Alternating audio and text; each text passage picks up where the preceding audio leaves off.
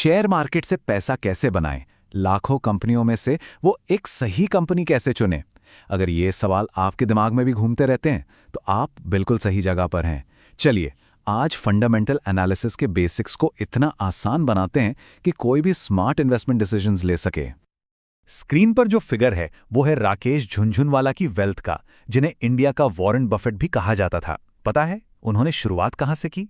1985 में सिर्फ 5,000 रुपए से, और शेयर मार्केट से इतनी बड़ी दौलत बनाई। यही है स्मार्ट इन्वेस्टिंग की असली पावर।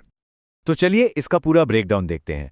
सबसे पहले हम समझेंगे कि वेल्थ बनती कैसे है, फिर एनालिसिस जरूरी क्यों है, उसके बाद एक पावरफुल चेकलिस्ट को डिकोड करेंगे, और हां, सबसे इंपॉर्टेंट, रिस्क के गोल्डन रूल को कभी नहीं भूलेंगे। तो सबसे पहला और बड़ा सवाल, आखिर शेयर मार्केट में इतना पैसा बनता कैसे है? इसके पीछे का लॉजिक क्या है? क्या सच में अमीर बनने का कोई सीक्रेट फॉर्मूला है? Let's find out. चलिए एक सिंपल सा कंपैरिजन करते हैं। बैंक में पैसा रखा तो साल का लगभग 4% इंटरेस्ट मिल जाता है, ठीक है। लेकिन शेयर्स में, एग्जाम्पल के लिए अडानी पावर को देखते हैं। 2021 में जिन्होंने 1 लाख रुपए इन्वेस्ट किए, ठीक 1 साल में उनके पैसे 4 लाख बन गए। ये 300% से भी ज्यादा का रिटर्न है। यही वो पोटेंशियल है जो शेयर मार्केट ऑफर करता है। और राकेश झुनझुनवाला की जर्नी इसका सबसे बड़ा प्रूफ है। उन्होंने 5,000 रुपए से शुरू करके टाइटन जैसी कंपनीज को ऐसी स्टेज पर पहचान लिया जब कोई उन पर ध्यान नहीं दे रहा था।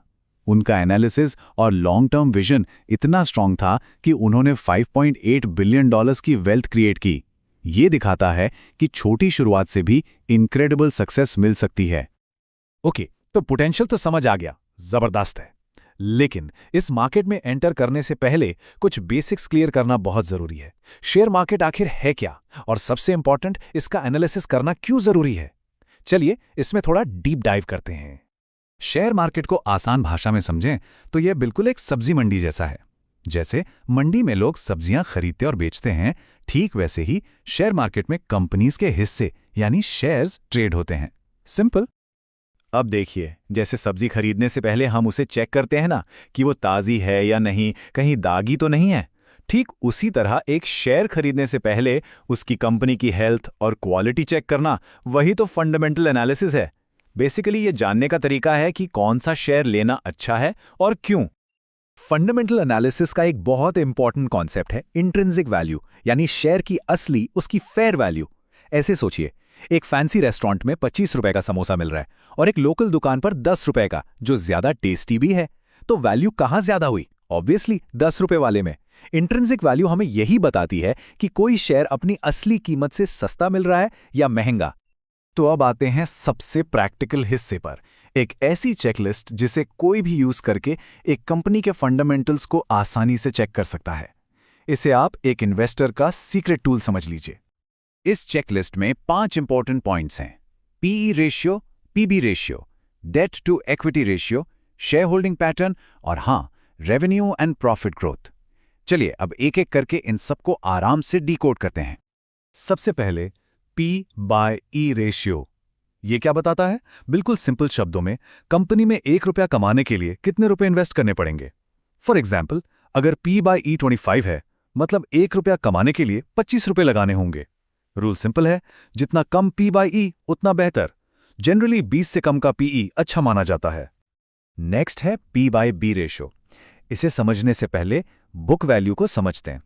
बुक वैल्यू मतलब अगर कंपनी आज की आज बंद हो जाए तो हर शेयर के बदले इन्वेस्टर को कितने पैसे मिलेंगे। P/B रेशियो बताता है कि शेयर का करंट प्राइस उसकी बुक वैल्यू से कितना गुना महंगा है। यहां भी रूल वही है, जितना कम उतना बेहतर। 2 से कम का P/B रेशियो एक अच्छा साइन है। अब आते हैं डेट टू इक्विटी रेशियो पर। यह बताता है कि कंपनी पर कितना कर्ज यानी डेट है उसके ओनर्स के पैसे के कंपैरिजन में। सिंपल सी बात है, जिस कंपनी पर डेट कम हो वो ज्यादा सेफ मानी जाती है। 2 से कम का रेशियो एक बहुत अच्छा साइन है, मतलब कंपनी फाइनेंशियली काफी स्टेबल है। यह पॉइंट बहुत इंटरेस्टिंग है, शेयर होल्डिंग पैटर्न, यानी कंपनी के शेयर्स आखिर हैं किसके पास। देखिए, अगर कंपनी के मालिक यानी प्रमोटर्स के पास ज्यादा शेयर्स हैं तो इसका मतलब उन्हें अपनी कंपनी पर पूरा भरोसा है। और अगर FIIs और DIIs जैसे बड़े प्रोफेशनल इन्वेस्टर्स ने पैसा लगाया है तो ये भी एक बहुत पॉजिटिव साइन है। क्योंकि ये लोग पूरी रिसर्च के बाद ही कहीं इन्वेस्ट करते हैं।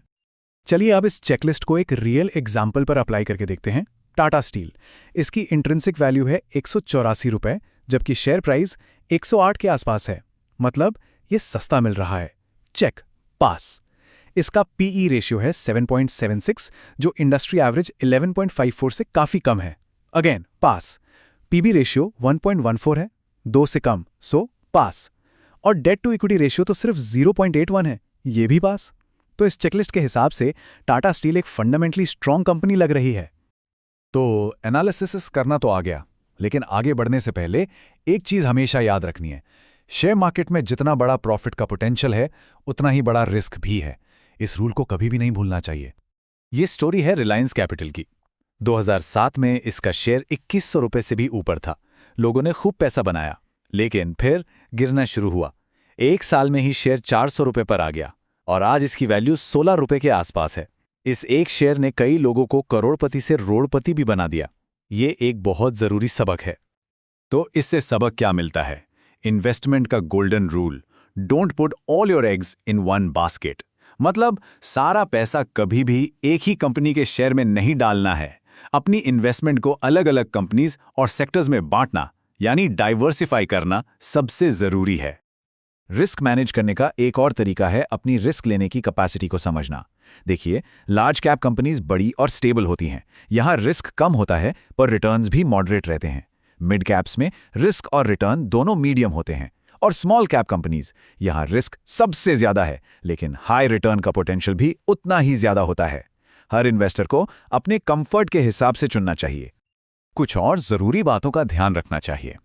हमेशा ऐसी कंपनी में इन्वेस्ट करें जो प्रॉफिट कमा रही हो। ऐसी कंपनीज चुनें जिनके प्रोडक्ट्स की फ्यूचर में डिमांड हो, जैसे कि ग्रीन एनर्जी या एआई। उसके कॉम्पिटिटर्स को भी एनालाइज करना जरूरी है। और हां, यह भी चेक करें कि कंपनी की सेल्स साल दर साल बढ़ रही है या नहीं।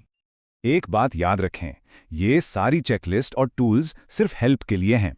आखिरी डिसीजन हमेशा इन्वेस्टर का अपना होना चाहिए।